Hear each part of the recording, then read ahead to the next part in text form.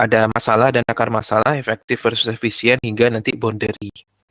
Nah, yang pertama yang harus dilakukan itu adalah kita harus tahu betul apa definisi masalah itu. Seperti saya sampaikan di pertemuan sebelumnya, bahwa masalah itu adalah segala sesuatu yang menghambat tujuan. Segala sesuatu yang menghambat tujuan kita sebut sebagai masalah. Sehingga untuk tahu masalah, Anda harus tahu tujuannya dulu. Nah, pada bidang keilmuan sistem, setiap sudut pandang itu pasti mempunyai tujuan yang berbeda-beda. Contoh misalkan kita berbicara sistem gudang aja. Kita berbicara sistem gudang, maka sistem gudang itu pasti ada banyak subsistem di bawahnya. Ada subsistem yang mungkin administrasi pergudangannya, ada subsistem alokasi penyimpanannya, subsistem pengambilan barang ya, ada mungkin ergonomi juga di sana, ada alokasi orang dan seterusnya. Dari satu sistem gudang saja. Nah, kalau kita melihat masalah by masing-masing subsistem ini, tentu tujuannya akan berbeda. Ya. Nah, misalkan satu contoh kita mau menyelesaikan masalah alokasi penyimpanan. Ya, pada sistem alokasi penyimpanan ini kita mau menyelesaikan masalah di subsistem ini, di bagian alokasi penyimpanan.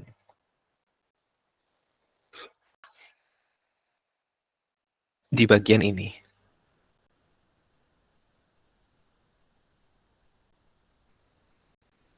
Ya. Nah, kalau kita lihat alokasi penyimpanan, maka alokasi penyimpanan itu tujuannya adalah memberikan aturan, kalau kita lihat memberikan aturan penyimpanan agar yang pertama aman produknya, yang kedua bisa diambil secepat mungkin, yang ketiga operator mengetahui di mana suatu produk harus disimpan. Seperti itu. Nah, aturan ini tentu saja aturan di mana produk itu harus disimpan. Ketika kita punya tujuan ini, baru kita bisa mendefinisikan masalah. Ya, mendefinisikan masalah nantinya gitu. Nah, kalau kita lihat tujuan, bahwa tujuan dari alokasi penyimpanan adalah memberikan aturan penyimpanan agar operator mengetahui di mana suatu produk harus disimpan. Ya. Nah, untuk mencapai tujuan ini kita harus menyelesaikan beberapa masalah. Yang pertama itu misalkan itu terkait dengan misalkan di mana produk harus disimpan. Harus disimpan ya.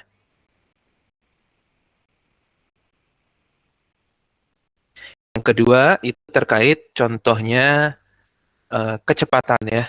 Kecepatan pengambilan produk.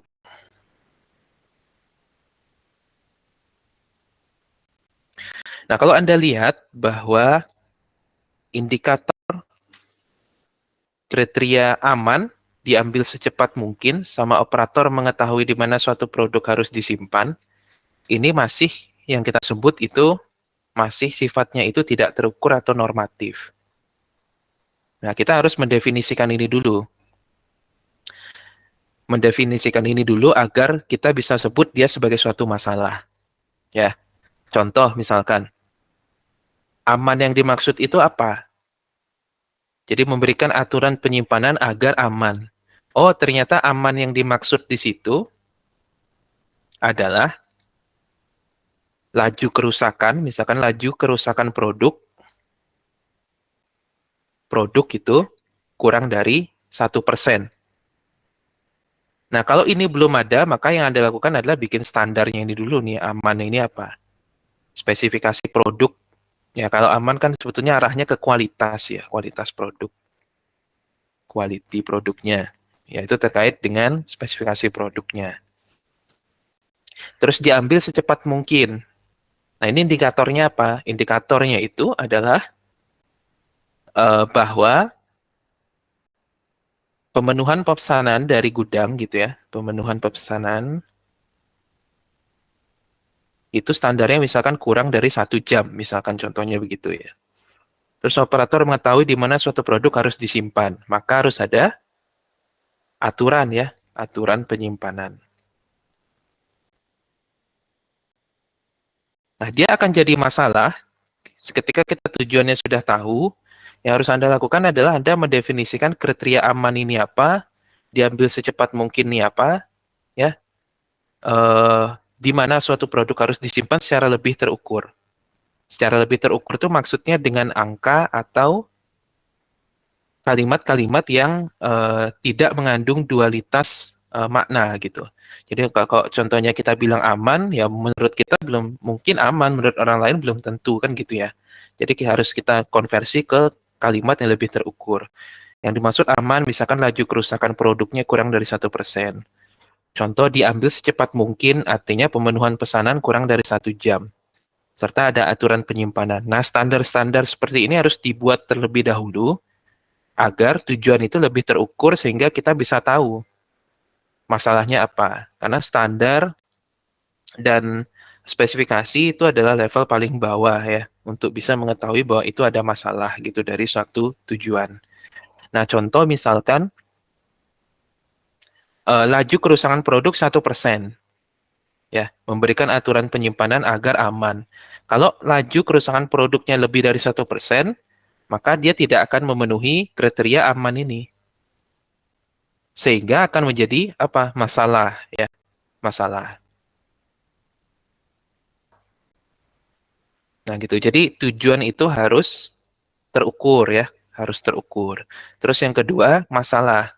Ketika produknya itu lebih dari 1% laju kerusakannya, maka dia akan menjadi masalah. Nah, ketika dia menjadi masalah, elemennya itu ada 6. Pertama, siapa yang akan mengambil keputusan di masalah itu? Manajer gudang ya, manajer gudang. Terus, tujuannya apa? Objektif atau tujuannya apa? Ini decision maker ya. Siapa yang mengambil keputusan untuk menyelesaikan masalah itu? Terus objektif tujuannya apa? Kriterianya apa?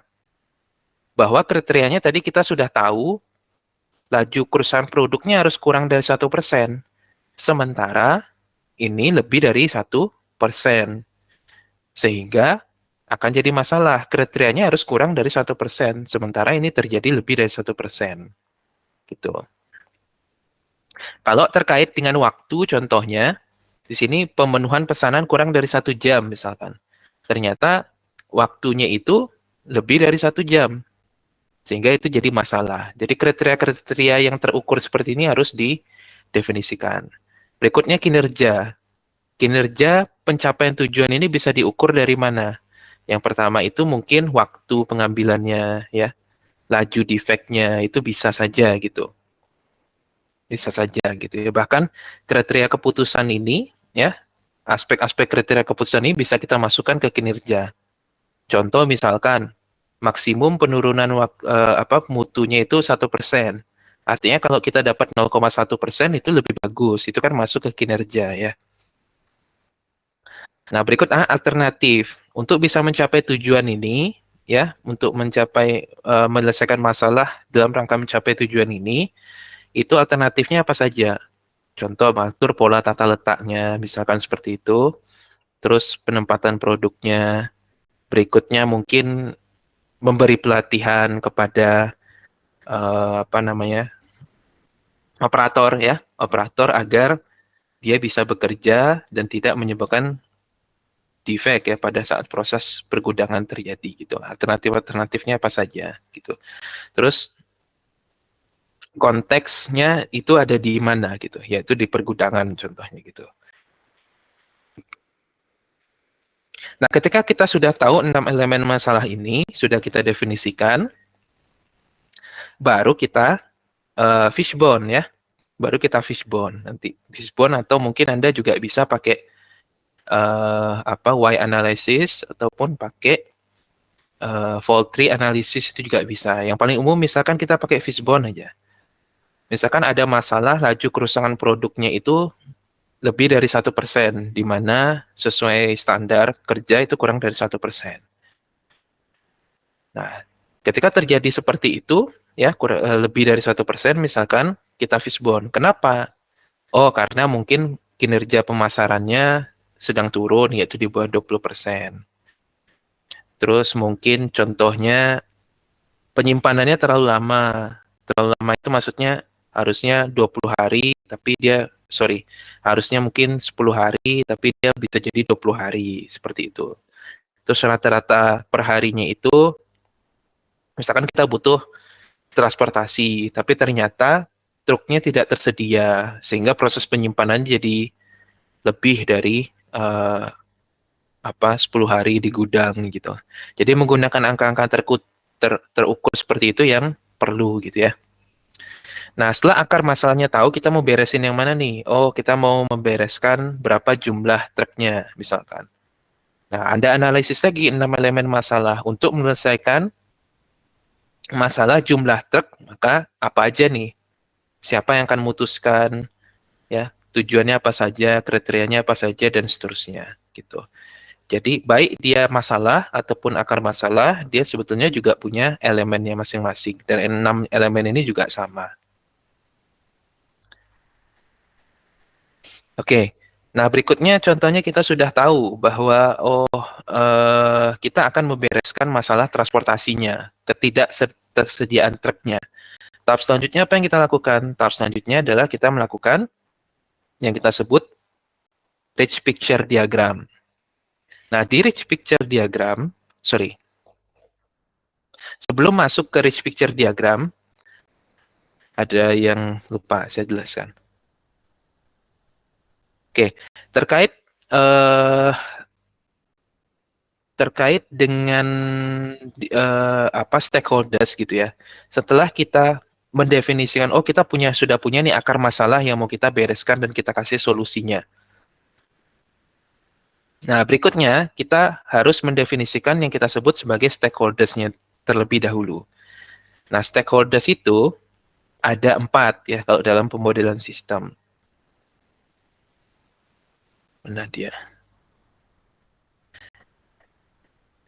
Oke, yang pertama itu adalah yang kita sebut sebagai the problem owners. The problem owner ini secara sederhananya adalah setiap pemangku kepentingan yang ada pada organisasi yang tugasnya itu adalah mengambil keputusan. Jadi dia tugasnya mengambil keputusan karena dia yang punya masalah itu.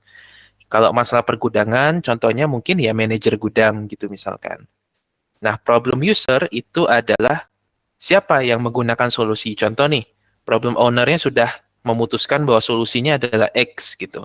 Nah, siapa yang akan mengeksekusi solusi itu? Siapa yang akan menggunakan solusi itu? Contoh kalau manajer gudang, ada masalah misalkan di alokasi penyimpanan, terus dia memutuskan bahwa ada solusi aturan penyimpanan baru, maka yang mengeksekusi itu adalah ya bisa jadi supervisor atau operator. Ya. Berikutnya ada problem customer. Problem customer itu adalah stakeholders yang menerima konsekuensi. Konsekuensi itu bisa positif, bisa negatif. Jadi dia bisa jadi beneficiaries atau victim. Jadi konsekuensi bagi dia bisa positif atau negatif. Contoh misalkan kalau kita di gudang lagi, balik di gudang, misalkan contoh kita ingin menambah operator. Ya, manajer gudang memutuskan akan menambah operator. Ya, yang mengeksekusi siapa? Yang mengeksekusi mungkin bisa jadi bisa jadi mungkin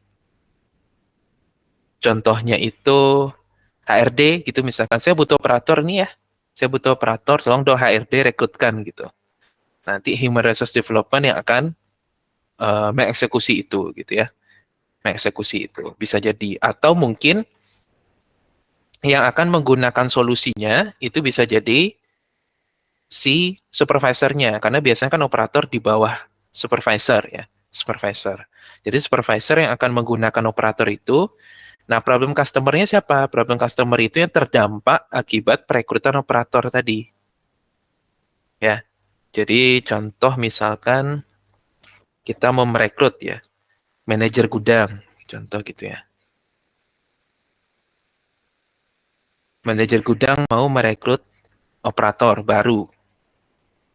Operator baru totalnya itu misalkan 5 orang.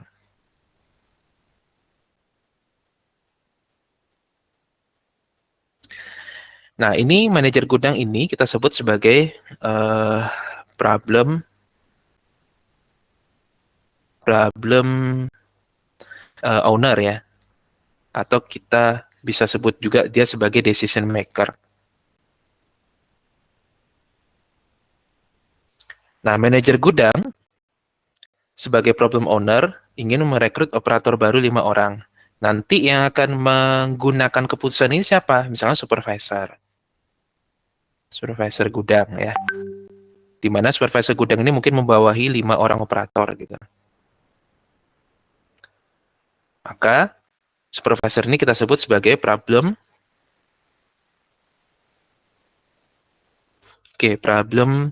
users ya, problem users. Nah, nanti customer-nya siapa? Customer itu adalah orang yang terdampak gitu ya. Terdampak terhadap eh, apa namanya? Terhadap keputusan ini. Bisa jadi mungkin HRD ya, atau misalkan keuangan ya, keuangan perusahaan.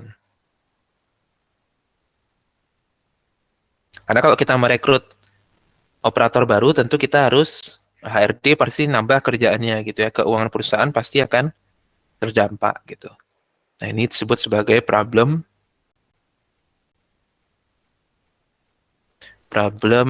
customer ya. Nah, yang terakhir kita sebut itu sebagai problem users. Ya, problem analis.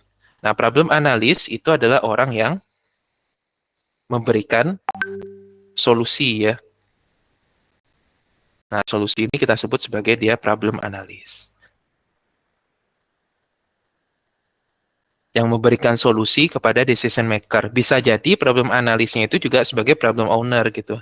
Jadi dia punya masalah, terus dia ngasih solusi. Atau bisa jadi manajer gudangnya minta tolong sama supervisor gudangnya supaya nolongin gitu ya. Menghitung atau merekrut karyawan baru gitu. Itu disebut sebagai stakeholders. Nah, setelah stakeholdersnya kita tahu, tahap berikutnya adalah kita membuat diagram sederhana yang kita sebut ada 2 di sini, ada mind map and rich picture diagram. Anda boleh pilih salah satu, gitu ya. Tapi saya sangat menyarankan Anda membuat rich picture diagram. Nah, di rich picture diagram, contohnya tadi kalau misalkan kita ingin merekrut karyawan di gudang, maka apa saja solusi-solusi dari misalkan kita kekurangan karyawan di gudang gitu. Nah, itu solusi-solusinya seperti apa gitu ya. Atau misalkan kita ingin menghitung gitu ya, menyelesaikan masalah kekurangan, akar masalahnya tadi kan kekurangan truk transportasi. Nah, kalau kita menghitung truk transportasi, maka kompleksitasnya seperti apa nih gitu. Nah, itu digambarkan di rich picture diagram. Nah, kalau di sini Anda bisa lihat contohnya, ada seorang ingin pergi ke kantor, dia punya 3 alternatif. Nah, 3 alternatifnya itu dia bisa naik sepeda, dia bisa bawa kendaraan pribadi, dia bisa naik bus. Nah, ketika naik bus, maka dia akan pertimbangkan dia butuh kos buat naik bus, mungkin juga waktunya lebih lama. Ya, lebih lama naik bus karena mungkin bus kan berhenti gitu ya. Tiap sebentar berhenti, ya, tiap ada halte berhenti gitu misalkan. Nah, kalau kasusnya mungkin di Jakarta, misalkan kita ambil contoh gitu, mungkin juga ada challenge ya terkait kalau misalkan pada peak time gitu, ya tentu saja kita tidak dapat tempat duduk. Nah, sampai ke tempat kerja mungkin udah bisa kecapean. Nah, kalau naik mobil mungkin pribadi bisa bisa lebih santai, lebih cepat gitu ya. Tapi bisa terjadi polusi. Terus contohnya Anda juga mungkin secara kesehatan kalau terus-terusan naik kendaraan tanpa exercise tentu ini ya tidak baik buat kesehatan. Ada juga mungkin kaitannya dengan bensin. Kalau misalkan naik sepeda, ya kalau hujan bagaimana gitu ya. Tapi saya bisa lihat pemandangan. Nah, kalau kecelakaan misalkan tabrak mobil gimana gitu. Cuman saya bisa exercise gitu. Nah, ini pertimbangan-pertimbangan seperti ini yang perlu dilakukan ketika Anda ingin memutuskan gitu, misalkan saya mau nambah karyawan, saya mau nambah truk misalkan gitu, berapa jumlah truknya. Nah, itu harus digambarkan dari picture diagram sehingga dari satu masalah Anda bisa melihatnya itu secara lebih holistik gitu. Pada setiap keputusan akan selalu ada resiko. Nah, dengan menggambarkan rich picture diagram, Anda sudah tahu terlebih dahulu resikonya apa. Itu, sehingga bisa lebih siap ya. Dalam rich picture diagram ada 3 aspek, 3 komponen yang harus ada. Yang pertama itu adalah terkait tentang saya scroll dulu. Oke, elemennya. Jadi, elemen ini semua aspek atau komponen yang terlibat pada situasi tersebut. Ya, jadi semua aspek atau komponen yang terlibat pada situasi tersebut itu disebut sebagai element of structure gitu. Contoh kalau kita akan menambah truk gitu misalkan, maka yang terlibat di situ tentu saja ada supirnya, nanti operatornya, terus ada mungkin bisa berpengaruh juga terhadap terhadap apa namanya keuangan perusahaan gitu ya. Itu strukturnya apa saja. Lalu berikutnya ada elemen of process. Nanti prosesnya apa saja. Jadi di rich picture diagram itu selain ada structure, komponen-komponennya itu harus ada prosesnya juga yang kita gambarkan di situ ya. Proses saja itu tentu saja bentuknya flow. Lalu berikutnya adalah relationship atau hubungan antara satu objek dengan objek lainnya atau satu proses dengan proses lainnya. Itu harus ada di rich picture diagram. Nah, setelah kita tahu nih bahwa serumit apa gitu ya kondisi yang kita hadapi dan kita putuskan bahwa oh, saya akan mengambil keputusan ini saja gitu. Nah, jadi setelah Anda membuat fishbone diagram ya, Anda analisis stakeholders-nya siapa saja, lalu dibuat rich picture diagramnya dari ini ya, fishbone diagram ini misalkan gitu ya. Anda putuskan Anda mau menggunakan atau menyelesaikan solusi akar masalah yang mana dan solusi yang mana gitu.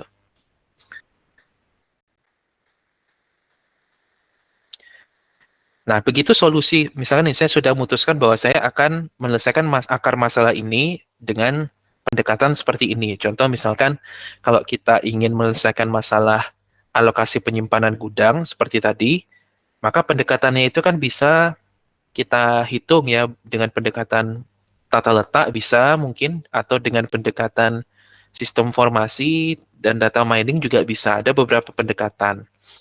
Nah, ketika saya memutuskan, oh saya akan selesaikan dengan pendekatan alokasi tata letak berbasis misalkan apa namanya berbasis sistem formasi gitu misalkan. Nah, tahap berikutnya adalah Anda merancang, baru ini masuk pada aspek prarancangannya. Ketika kita ingin mengusulkan desain untuk menyelesaikan masalah itu atau perbaikan untuk masalah itu, yang harus Anda lakukan sebelum Anda merancang itu adalah Anda butuh apa. Contoh kalau Anda mau merancang sistem formasinya, biar bisa tahu barang diletak di mana gitu misalkan. Maka Anda harus analisis dulu. Untuk merancang sistem formasi itu butuh apa saja. Gitu. Kalau kita lihat, nih tata letak gudang misalkan kita mau pakai sistem formasi. Tentu input yang kita butuhkan untuk membuat sistem informasi tersebut adalah jenis produknya apa, frekuensi pembeliannya bagaimana, posisi map gudangnya bagaimana, dan operatornya bagaimana. Itu ada input yang akan kita olah. Jadi input kan segala sesuatu yang akan kita proses ya. Nah, prosesnya apa saja? Memasukkan barang ke area penyimpanan, perhitungan tata letak, aturan penyimpanan, oh sorry, eh, penentuan di mana dia disimpan gitu. Itu kan proses ya. Terus outputnya standar tata letak gudang seperti apa. Nah, selain itu Anda harus definisikan juga tujuannya apa, seperti tadi sudah kita definisikan tujuan, lalu stakeholders-nya ada 4, dan constraint-nya, gitu. Jadi batasan area penyimpanannya berapa, batasan uangnya berapa. Berikutnya juga harus didefinisikan aturan. Jadi contoh misalkan produk yang beratnya, dimensinya sekian X gitu, maka tidak boleh ditaruh di paling atas. Itu kan aturan-aturan ya, atau rule. Atau aturannya gimana gitu. Nah, seperti itu.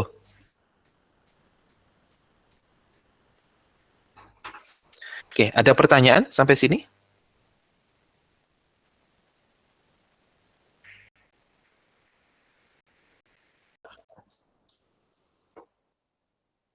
Baik, kalau tidak ada pertanyaan, ada satu exercise buat Anda semua. Jadi, silakan ya, silakan dibuka catatannya atau bukunya gitu ya. Nanti akan saya sampling satu atau dua orang untuk menjelaskan kepada saya terkait exercise ini. Oke, waktunya 15 menit. Anda lihat di sini ada gambar. Ntar saya atur dulu biar sedikit lebih profesional. Oke, di sini ada gambar ya. Dari satu gambar ini Anda lakukan tentukan sudut pandangnya. Jadi sudut pandangnya ini sistem apa ya, sistem apa. Nanti di breakdown menjadi subsistem-subsistem. Lalu ambil satu subsistem tujuannya apa. Misalnya saya contohnya di sistem gudang, saya ambil satu subsistem alokasi penyimpanan. Nanti tujuan dari alokasi penyimpanan itu apa? Lalu 6 elemen masalah, ya, tujuannya apa, 6 elemen masalahnya apa, ada identifikasi akar masalahnya. Lalu tentukan stakeholders-nya. Tadi stakeholders kan ada 4 ya. Ada ada apa? Problem owner atau decision maker nih, ya. Ada problem users, ada problem customer, ada problem analis. Nah, setelah itu ya, setelah stakeholders-nya ditentukan, tentukan akar masalahnya. Semua kriteria, contoh misalkan defect-nya harus di bawah 1%, atau mungkin jumlah produksinya harus sekian pieces, itu boleh Anda asumsikan. Itu yang penting kan ini tujuannya harus terukur ya. Boleh Anda asumsikan. Spesifikasi produk, laju defect, itu boleh Anda asumsikan gitu ya. Oke, waktunya 15 menit, berarti sampai 12 12.05 ya. Nanti setelah 12.05 kita diskusikan ini. Silakan. Kalau ada pertanyaan juga silakan.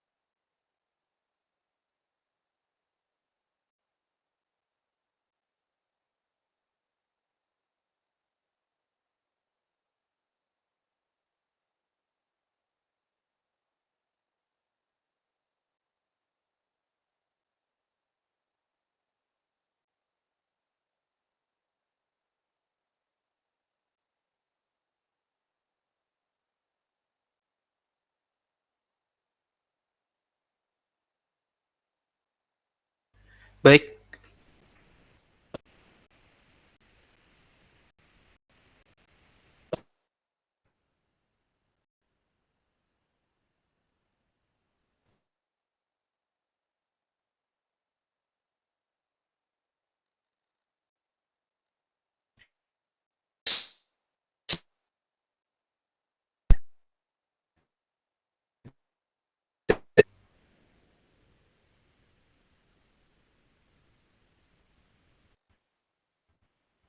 Denis itu ada orangnya?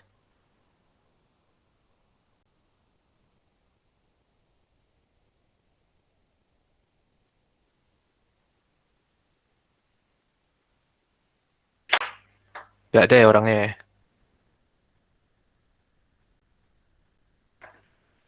Oke, Jessica, Putri, Lamban Toruan.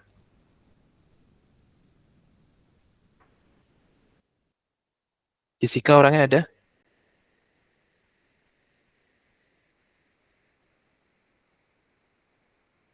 Ada Pak. Ya, silakan.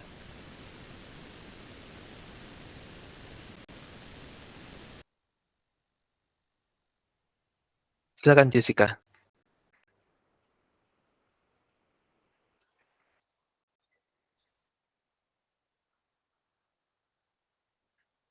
Ayo, Iya Pak.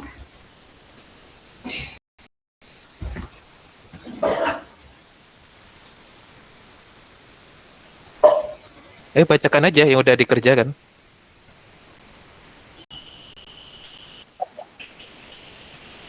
Jadi sistem itu sistem produksi.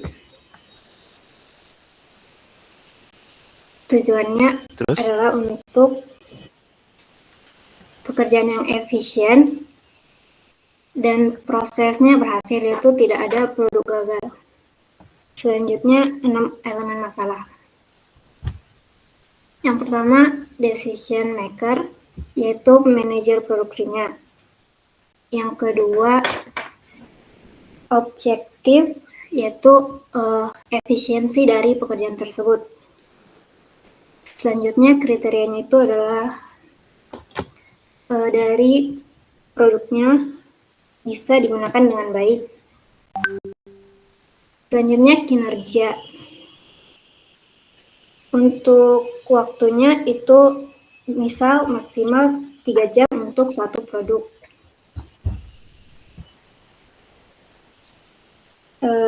Laju defect 0,2%. Selanjutnya alternatif, menyusun tata letak kerja. Dan konteksnya itu produksi. ya baik. Terus, akar masalahnya? Akar masalahnya itu adalah kurangnya efisiensi. Produk yang tidak efisien dapat mengakibatkan pemborosan waktu, tenaga, dan bahan.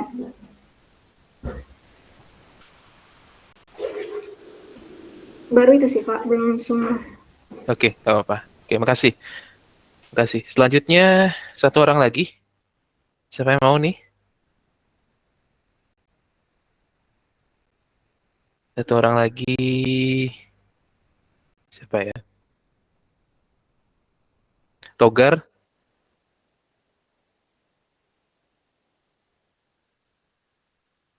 Open mic Togar.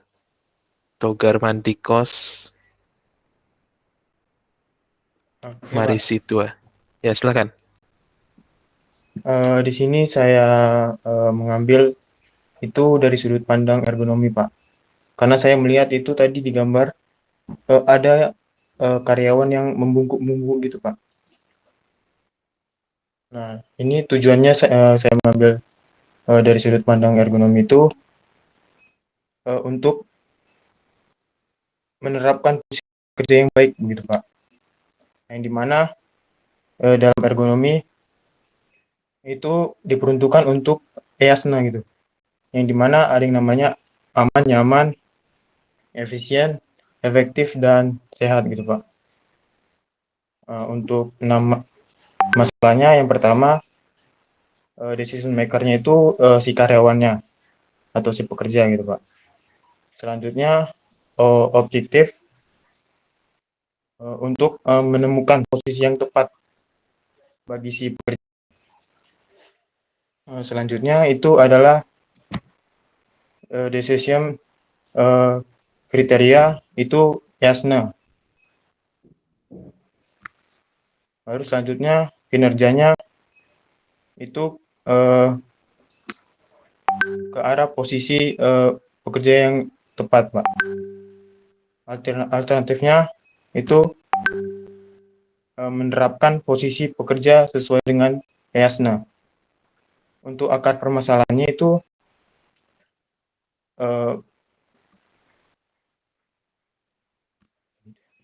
sebentar, Pak.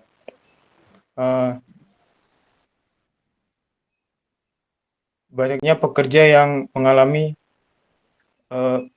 sakit sklerosis maupun penyakit tulang belakang gitu, Pak. Cuman itu sih yang saya tahu dapat, Pak. Oke, baik. Ya, dari dua case itu ada ya gini. Jadi gini. Jadi kita tidak bisa mendefinisikan tujuan itu agar proses produksinya itu efisien gitu, nggak bisa gitu. Jadi contoh entah kita mau ngambil sistem apa namanya nih, sistem assembly perakitan ataupun sistem ergonomi, kita nggak bisa agar produknya itu diproduksi lebih baik dan lebih efisien, itu nggak bisa ngomong kayak gitu ya. Jadi yang betul itu adalah kalau kita mau ngambil ergonomi itu kan tujuannya udah jelas tuh ya, EASNE. Tapi Anda harus definisikan dulu EASNE itu apa. Ya, apa yang dimaksud efektif dan efisien di EASNE gitu ya. Nah, berikutnya kalau kita berbicara sistem produksi, apakah betul sistem produksi itu memproduksi barang dengan lebih efisien? Tidak ya. Nama sistem produksi itu adalah tujuan utamanya memproduksi barang. Makanya ini pelajari lagi masing-masing bidang. Sistem produksi itu memproduksi barang ya dengan tepat kualitas, tepat tempat, tepat waktu ya. Tepat kualitas, tepat tempat, tepat waktu, tepat harga. Itu sistem produksi secara umumnya. Nah, kalau di ergonomi udah jelas, ergonomi tujuannya EASNE. Cuman Anda harus definisikan seperti yang saya sampaikan tadi itu. Kita nggak bisa nyebut agar proses produksinya itu efisien, agar proses produksinya itu efektif, agar menghasilkan barang lebih baik. Efektif, efisien, baik itu tidak terukur. Gitu. Anda harus definisikan efisien yang dimaksud itu apa, efektif yang dimaksud itu apa, sama yang dimaksud baik itu apa gitu. Begitu cara kerja engineering gitu. Contoh misalkan agar produksi, apa sih yang dimaksud sebetulnya kalau kita memproduksi barang agar barang yang diproduksi itu baik gitu, menghasilkan kualitas yang baik gitu. Yang dimaksud mungkin sesuai spesifikasi produk gitu. Nah, Anda harus definisikan dulu tuh spesifikasi produk itu apa gitu. Ya, contoh misalkan kalau kita lihat ini apa nih? Televisi ya. Ini sepertinya televisi produknya. Produknya televisi mungkin. Spesifikasi produknya, contoh tampilan layarnya sekian gitu. Terus tidak ada konsleting dan dan lain sebagainya. Itu spesifikasinya harus didefinisikan dulu. Jadi makanya tadi di sini saya sampaikan semua kriteria atau data boleh diasumsikan. Anda boleh aja ngasumsiin gini nih. Contoh saya mau pakai ergonomi gitu ya. Mau pakai sudut pandang ergonomi. Nah, ergonomi tujuannya kan ini, efektif, aman, sehat, nyaman, dan efisien. Apa yang dimaksud efektif? Efektif, agar dia bisa menghasilkan produk, rata-rata produk per shift-nya, per shift tenaga kerjanya itu misalkan 8 produk per orang, misal gitu ya. Nah, itu disebut efektif. Aman gitu. Nah, standar aman ini bagaimana gitu? Sehat. Oke, sehat artinya kan dia tidak kena penyakit tuh. Nah, misalkan jumlah tenaga kerja yang bekerja di sistem produksi itu untuk setiap bulannya yang terkena penyakit akibat kerja itu kurang dari kurang dari 2 orang gitu misalkan. Jadi 1 orang. Nah itu, jadi dibikin terukur seperti itu, aman, tidak ada kecelakaan kerja, ya, nyaman gitu misalkan. Ya, nyaman, jadi beban kerja tidak berlebih. Nah, itu Anda harus definisikan tuh nyaman itu mungkin contohnya beban kerja tidak berlebih gitu. Beban kerja tidak berlebih harus dibikin tuh standarnya setiap orang, baru efisien. Efisien itu seperti apa? Lebih cepat dia kerja gitu contohnya. Itu. Jadi kalau kita menganalisis sistem, kita mendefinisikan tujuan, ini harus didefinisikan tuh. Kalau kita ngomong efisien, apa maksudnya efisien itu? Harus terukur. Kalau kita ngomong agar lebih baik, apa maksudnya lebih baik itu? Kalau kita ngomong agar produknya itu bisa diproduksi dengan baik, ya itu tujuannya normatif. Itu yang saya sebut tujuan itu normatif. Kita nggak akan punya tolak ukur yang jelas terhadap tujuan kita sudah tercapai atau tidak gitu. Tapi kalau kita bilang yang baik sesuai spesifikasi, misalkan tuh, yang sesuai spesifikasi di atas 99%, contoh ya, maka ketika dia di bawah 99% akan terjadi masalah, karena tujuannya, spesifikasinya di atas 99% gitu. Nah gitu, jadi kalau kita ngomong aman, makanya saya definisiin di sini yang dimaksud aman itu apa? Yaitu bahwa aman itu disebut aman saat laju kerusakannya produknya kurang dari 1% gitu. Terus diambil secepat mungkin. Apa yang dimaksud diambil secepat mungkin? Ini kan nggak terukur nih. Artinya pemenuhan pesanan kurang dari 1 jam gitu. Nah kriteria-kriteria seperti itu yang harus didefinisikan saat kita mendefinisikan tujuan gitu ya. Kalau kriteria yang tidak ada, Anda bikin. Baru tuh bikin standar, bikin spesifikasinya gitu. Ya. Nah, ketika dia tidak sesuai dengan kriteria tujuannya, maka dia akan jadi masalah gitu ya. Jadi nanti dalam analisis itu jangan bilang efisien gitu, agar dia efisien, agar dia efektif, hanya itu saja atau lebih baik gitu ya. Tidak ada yang rusak dan seterusnya gitu. Jadi harus didefinisikan betul. Yang dimaksud baik itu apa, yang dimaksud efektif itu apa, dengan angka yang lebih terukur. Sehingga kalau dia tidak mencapai standar itu, maka dia disebut masalah gitu ya.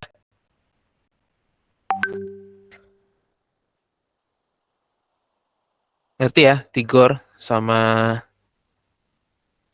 siapa nih? Tadi. Jadi siapa satu lagi lupa saya. Ya, Tigor dulu deh. Tigor ngerti nggak yang saya sampaikan tadi? Cukup mengerti, Pak. Ya gitu ya. Jadi definisikan dengan lebih terukur gitu. Sehingga kita bisa tahu bahwa tujuan itu tercapai atau tidak gitu. Jadi jangan taruh kalimat-kalimat yang normatif. Pun kalau Anda harus menaruh kalimat yang normatif, definisikan yang normatif itu maksudnya apa gitu. Ya, ada pertanyaan nggak sampai sini?